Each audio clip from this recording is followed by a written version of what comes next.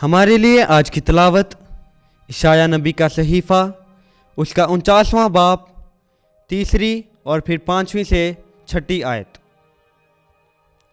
और उसने मुझसे कहा कि ऐ इस्राएल, तू मेरा खादम है जिसमें मेरा जलाल ज़ाहिर होगा।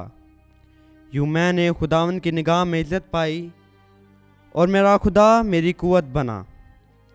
और अब खुदावन कहता है, यानी वो जिसने मुझे शिकम ही से अपना खादम बनाया, ताकि याकूब को उसके पास फिर लाऊं और इस्राएल को उसके पास फराहम करूं।